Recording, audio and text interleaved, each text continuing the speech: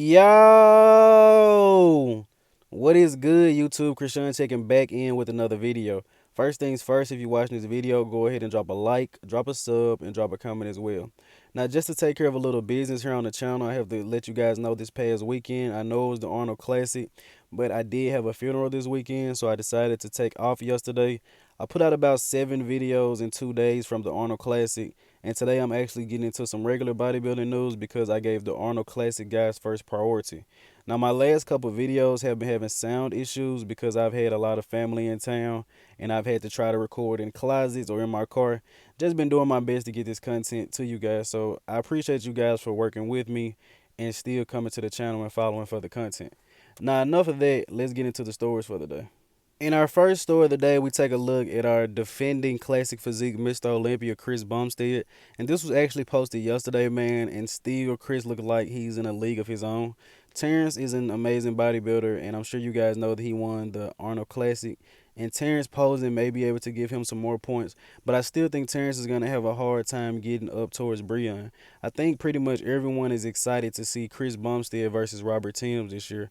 With Brian Jones placing 5th at the Arnold Classic, that probably makes his stock drop down some. So I'm pretty sure most people are excited for Chris and Robert or Chris and Breon. But we're not sure if Robert Timms is going to make it into the top 3. He was one of the more hyped classic physique athletes towards the end of this season, but we still have to see him on this stage. Me personally, I think he'll be able to contend in the top 3 to top 4. And this update was actually posted earlier in the week before the Arnold Classic by Chris Bumstead. And honestly, just looking classic, man. It's like this division was made for him. As I'm starting to see, it's like the taller guys have an advantage also because they can get bigger. So if you're a 5'6", 5'7" guy, you literally can't get 220, 230 pounds. So these guys will always look better than you on stage. In our next update of the day, I don't think I've talked about Wesley Visers on the channel yet. Some of you guys may know him if you watch Nick's Strength and Power channel. He's really into Visers.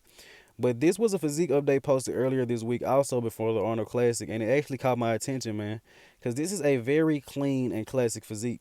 I believe Wesley Visers has more of the 70s version of a classic physique, and I feel like classic physique now has kind of gone in the direction of the physiques from the 90s. Super crazy conditioning. The quads are starting to get a lot bigger. I believe if this was more of a golden era, Wesley Visers would definitely be contending for the title.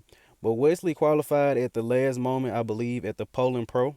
So you guys let me know in the comment section below, how do you feel like Wesley Visers would do at the Classic Physique Mr. Olympia, if you guys are a fan of him.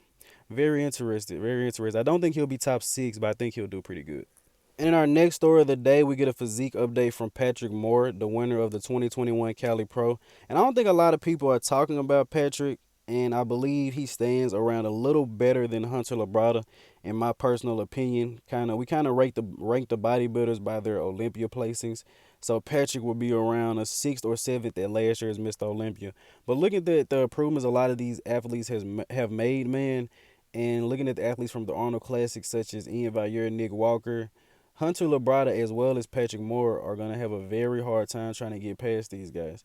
And another guy, Regan Grimes. We got this update from Regan Grimes about a week ago, and man, he is starting to look crazy, man. And I feel like you guys just seen Justin Rodriguez step up a lot into 4th place into this lineup. And Justin is a guy that has smaller legs. Justin has a huge back, of course. But where I'm going with this is I feel like Regan will compare very well with Justin Rodriguez. And Justin was just being compared with Kuklo and Ian Valliere. So does that mean that Regan Grimes may be able to get into one of those top spots this year? I'm starting to see that it's not just only about size, man. Akeem Williams was one of the biggest guys up there, but if you can't bring the condition, then I think some of these more aesthetic guys can slide by. And I feel like Regan may have a chance. Regan will probably crack at least the top 10 this year if some guys are slipping for sure. And in our next update of the day, I actually want to talk about Michael Krizo. Now, Michael does talk a lot of noise to a lot of the other IFBB pros, but I don't too much put drama in my videos, as you guys know. But he won the Arnold Europa, I believe, which isn't to be confused with the Arnold Sports UK. It's the IFBB Elite version of the Arnold Classic. And Sergio Oliva made a comment and said that Michael only beats the same 2 guys every year. I know I don't get into the drama, but that was pretty funny. And this guy has a pretty impressive physique, man. I'm putting him in the video because it actually would be exciting to see him in the IFBB. Now, I'm not going to lie. In the past, I believe the shows that he did last year, I wasn't too impressed with his physique when he got on stage. He had problems holding his midsection. He didn't have enough glute. And I don't think he looked too good in the side shots as he does now. But he has definitely made improvements, man. And that physique could probably stand pretty high up at this past Arnold Classic, especially with guys still not coming in condition. I'm not gonna say too much, but he probably could get into the top six, man. Can't give him too high credits, and he discredit our pros a lot. So if he wants to play with the big boys, he need to come over here to the big leagues. I think he would stand a chance, but he definitely should chill some on talking so much noise. And in our last story of the day, we get this physique update from Robert Timms. I believe this was posted a day or two ago. And I'm pretty sure you guys can see why I think he will be in the top 3 to 4 at this year's Mr. Olympia.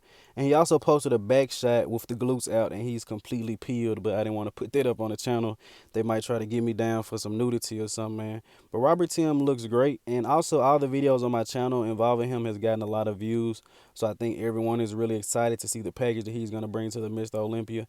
I know I always say in the comment section below, but honestly, if you guys made it this far, put in the comment section below how do you think Robert Timms is going to do with the classic physique Mr. Olympia, because I'm actually very curious. That's going to be the video for today, you guys. I may put out a couple more vids today just to catch up. I hope you enjoyed this video, man. Like, comment, and sub. If you made it this far, put GOAT Gang in the comment section. You a real one. I'm out.